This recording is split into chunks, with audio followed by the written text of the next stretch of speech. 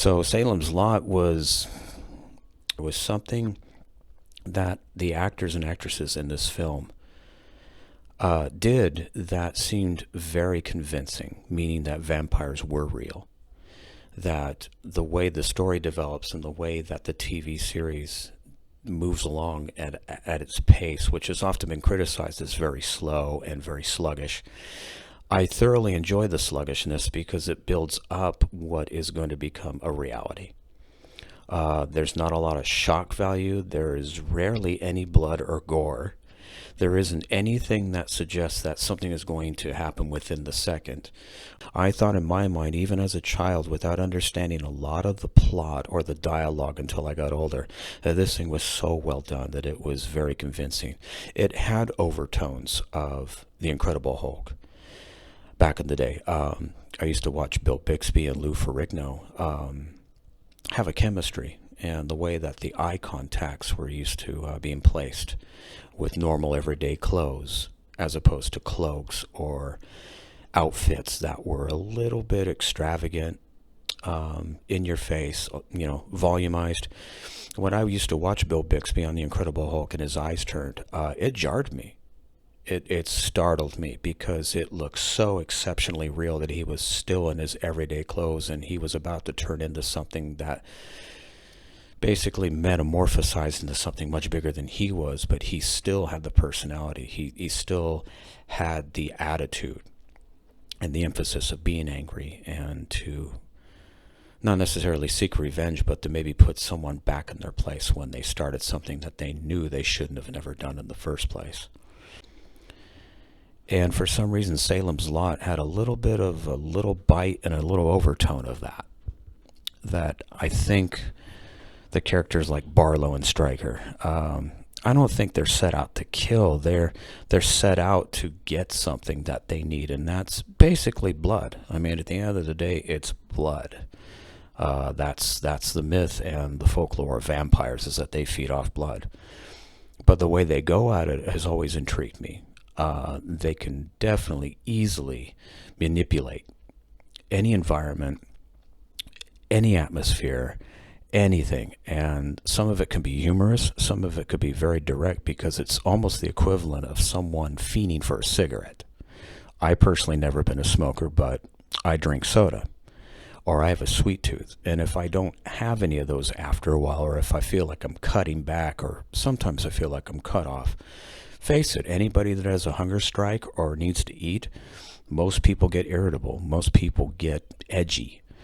And it either comes out accidentally in a conversation, or you can watch someone just not push a chair but shove a chair because it's in their way and it jars their attention because their blood sugar's low and they need to eat. So I feel in a way vampires are very similar. They're just needing a certain thing, and if their needs are not met, or if they're not getting enough, there's this slight attack, there's this hunt, there's this ambition, strong aggressive ambition to get what they need. I'm not saying that I was like that as a child, but I can kind of relate. Like, hey, if my blood sugar's dropping, or hey, I haven't had much sleep, or whatever all humans get depleted of, we react in a way. And sometimes we have to do things in order to get there.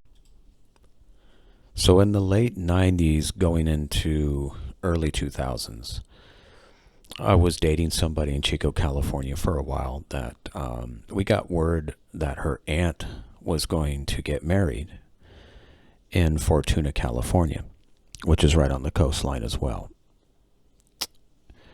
And I was asked to do a couple songs, or to do some music passages for the ceremony. So we took a trip up there one weekend, and in between rehearsals, I want to say that it was over at her aunt's house, that she approached me and said, "You're really into Salem's Lot, aren't you?" And I told her about my love for it and how it's carried me through, and pretty much gave her the real background of what this movie meant to me. She says, "Well, literally 20 minutes away from where we're at right now, there's a town called Ferndale. And that's where they happen to shoot the exterior shots for the miniseries." And I think without her actually finishing the sentence, I grabbed my girlfriend's keys to her car that we drove up in, and I literally said, "I'll be right back." I really didn't have a GPS. I think I maybe had handwritten directions from her aunt, but it was very easy to find. It led me into Ferndale very easily. And as I drove through town, I was really I was amazed by not only the locations that were so easy to find in the film, but I was immediately struck by the charm of the town. I was moved by the mannerisms of people. I was taken by how familiar it felt, like I've been here before. It was very easy to navigate around. I asked a couple people where certain filming locations were, and they were very accommodating. They were very helpful. And I was so heartbroken to go up towards Bluff Street, thinking in my head that the Marston House was still going to be standing, because to me that was one of the most important pieces of the film that seemed to come back to me and always has stayed with me and has continued to stay with me to this day. To drive all the way up and come to find out that somebody told me that it was a facade around an existing house. And I literally remember my stomach just dropping to my feet, because that was, above everything else, that was number one priority for me to locate this thing and see if it still existed. So it took me a little bit to just shake it off that it was just something they built around an existing house. But once I got past that, I managed to go back into town and locate the locations of Larry Crockett's Realty, Straker and Barlow's Antique Shop, and I was amazed how close everything was. It's kind of like when Tobe Hooper directed it and got the locations. It was like clockwork. As the years went by, I was determined to go back up there somehow and kind of revisit that and really get more into the town and really get more into what I feel is like the homework of Salem's Lot for myself. And keep in mind, this is when the internet was just starting to take off, so there wasn't a lot of information online. You still had to kind of hunt and peck and get a hold of people in that area to get any information if they have any remembrance of the actors or anything that happened during the filming. Wasn't until I joined Facebook quite a long time ago that there was a Salem's Lot fan page called Salem's Lot Now and Then. And I want to say that it was started by Ian Bolton, but I'm not completely sure on that. I'll try to do a little bit more research and give credit where it's due. But Ian Bolton was somebody that I was in touch with for a short time, and really hats off to this gentleman. I think he was one of the first to really go into the rabbit hole of the filming locations, what streets they were on, the addresses. I mean, this was literally a labor of love. And for any Salem's Lot fan that was wanting more information, this was kind of the gold mine. This was the jackpot. So to this day, I still thank him for kind of starting that path for everybody. And as that grew, the fans, including myself, were definitely, I think we had a lot more information in our personal folders if we ever wanted to go up there, that we can take those references and really apply them. And then I started to go on YouTube. I started to look up Salem's Lot, anything related from 1979. And there was a channel that struck me right away. And it was a channel called Horror Zone. And it's called Boogeyman Ben. And it is ran by a gentleman by the name of Ben Ottaviano. And his channel is really impressive. Anything that's horror-based or horror genre-based, he's got this category down to a T. He loves this genre. He loves anything horror related, and bless his heart, he puts in over 120% on his research. His videos are very informative, and if you pay attention to his background, meaning his room, he calls it the Horror Zone room. I don't know why it doesn't get as much attention as it really deserves. He is really invested and puts so much heart into this thing.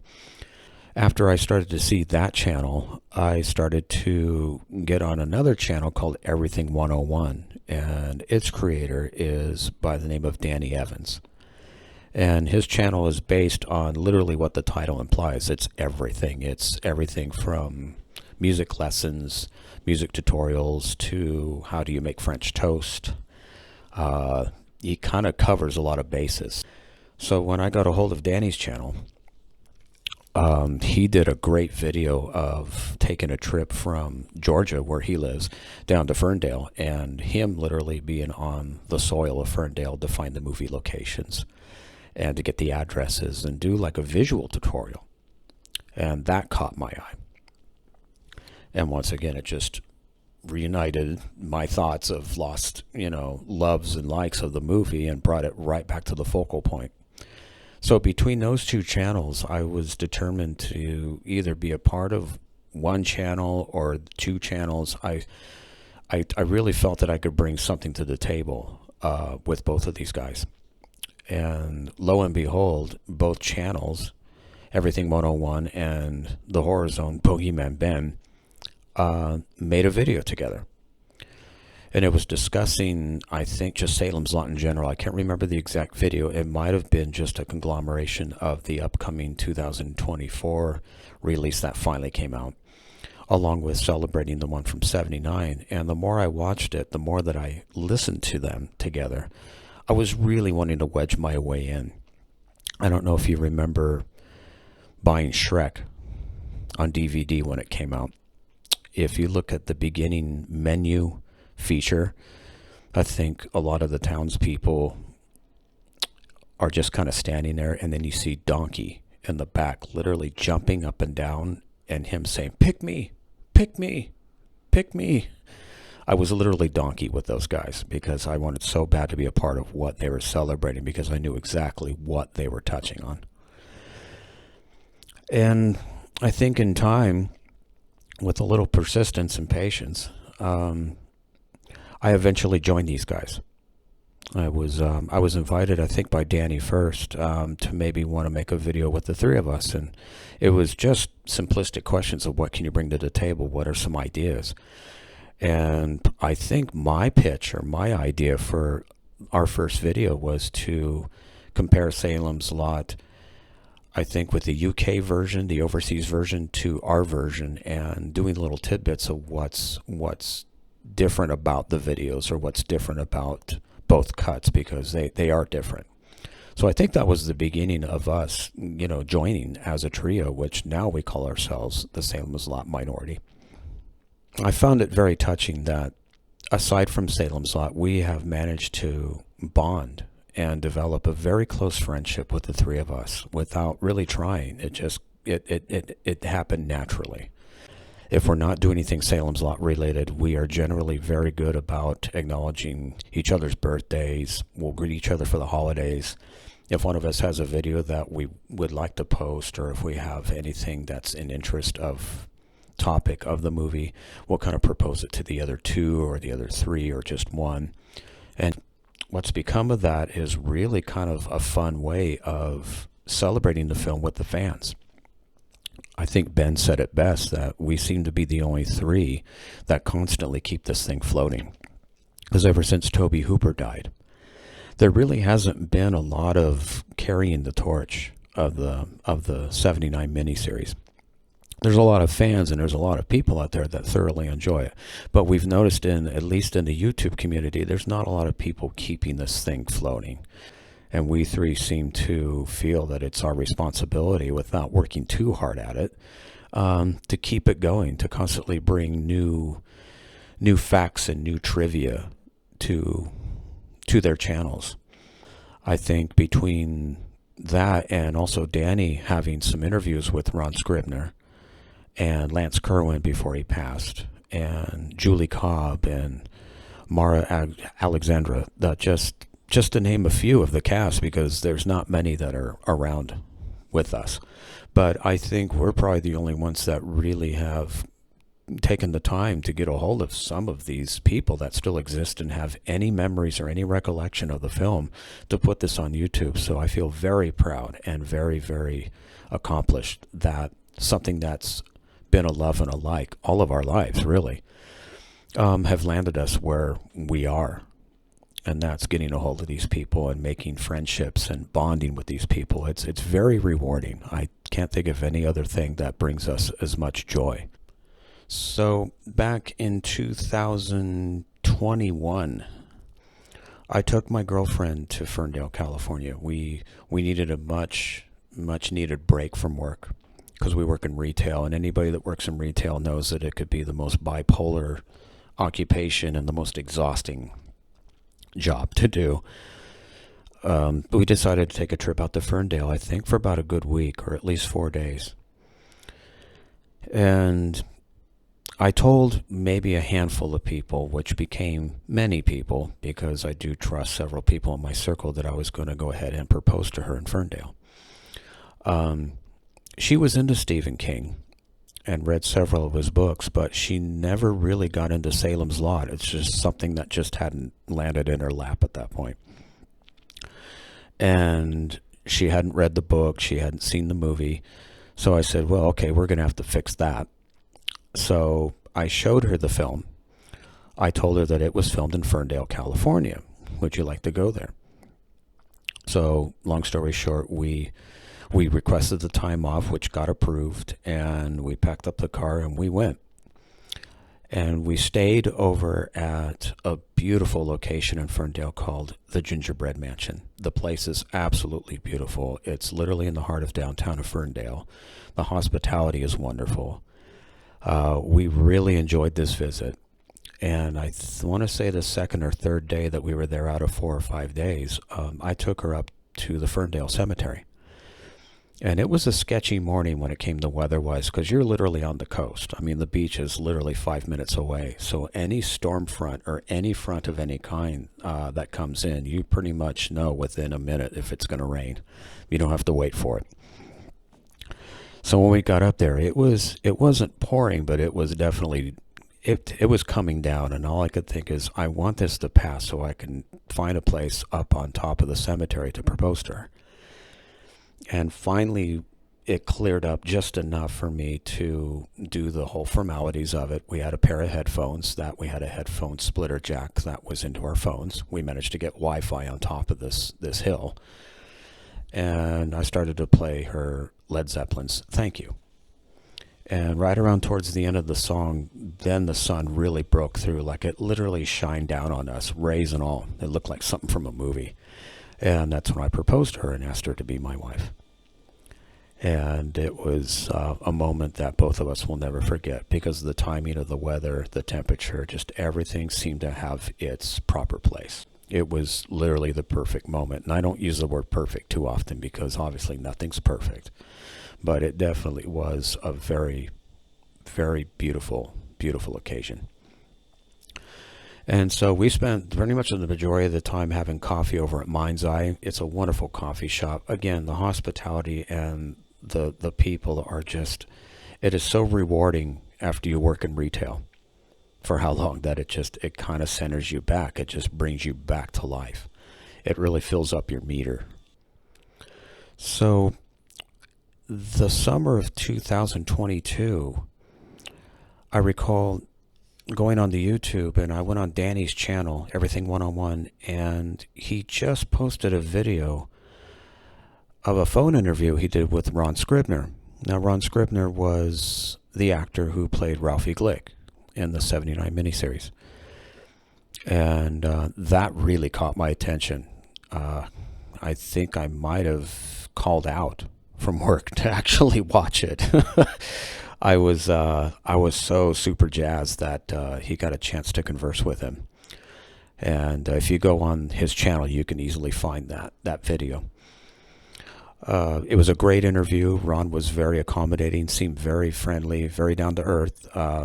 It was quite a momentous occasion to be able to get him to do anything that was related to the movie, because once again, anything that was related to the movie, all three of us honed in on and try to expose it and try to get it out to the fans and try to get it out to the community. But I remember saying that he was from Northern California, and that's where I grew up. That's where I lived most of my life. And I got a hold of Danny, And I was interested to see if there's any way to get a hold of Ron, either through a letter or a text or whatever kind of open line communication I can get in touch with him, because that summer of 2022, I lost my father. I lost him to cancer. And it didn't surprise me because I knew it was coming. I was hoping he would be there for the wedding that following year, which was going to be October of 2022. But he just didn't make it in time, and it wasn't meant to be. So I knew I had to go down to that part of California to do the formalities of a service and, you know, to meet up with family and all the things that most people generally have to do to, you know, go ahead and take care of business. So I remember asking Danny, is there any way to get a hold of Ron? Is there any way to connect with him? Because if he's where I think he is, that's not too far from where my dad used to live. So with a little bit of push and pull and some emails, I finally got in touch with Ron and let him know what my status was and how I'm part of the Salem's Lot minority, and letting him know that my father passed and he lived in this area that may be close to where you used to live at one point, or even if you are still there. I think within that, the time that we were going down to California, which I was going to say probably August, it was right before my 50th birthday. We had lunch with him. We got together with him. We were together maybe for about a couple hours at a restaurant that I used to work at when I was in my 20s. So the whole synchronicity was really full bloom. I haven't been to that restaurant since I was in my 20s. I just lost my father. I was turning 50. I was getting married in a couple months. There was a lot to consume, and there was a lot to celebrate. But also there was an empty hole in my life, and because my father wasn't there physically, but I knew that he was there, just maybe in a different form. And I felt with a combination of my father pulling strings and whatever people believe in, and with the help of Danny and Ben, it became a reality. I had lunch with Ron Scribner, and it was nice to know that both lined up very nicely. It was the best birthday gift that I think I ever had, and not a bad way to start off turning 50. So I really thank Danny, and I do thank Ben for their friendship. Again, it has landed me into very special places. So I got married October of 2022. That seemed to be a blink of an eye, as beautiful as that day was. It was quite a roller coaster of a year. And we were trying to figure out where we would go for our honeymoon, and we automatically, I think within 1 second, just looked at each other and went, where else? Ferndale, California. So as we were planning the trip and as we were getting that assembled, I came up with the idea of, hey, you know, and I checked with my wife, I checked with Lauren out of respect. I said, do you want us to just be just the two of us? Or I got this idea that I think the boys might kind of get a kick out of. Do you want to invite Danny and do you want to invite Ben to join us without encroaching on our time for our honeymoon, but to be able to all meet up in Ferndale and explore the town together? Because I think we had a week there. So it gave us plenty of time to do things together and things separately. And she automatically agreed. She had no qualms about that.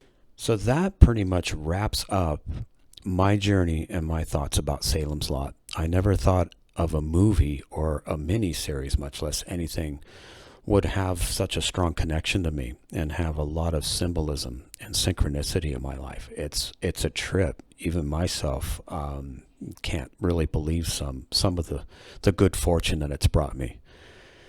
But if you got something that you enjoy, you got a hobby, or even if it's just a song that just follows you everywhere you go, it doesn't matter where you are, what time of the day it is.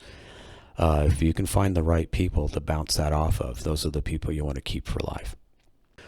I'm going to leave you with a slideshow of the recent photos that we've done over in Ferndale, and that's the week that we were there for October. I will talk to you guys soon. Thank you so much for watching and listening. Click and like and subscribe. Sure appreciate that. Helps the channel, and we'll see you on the other side.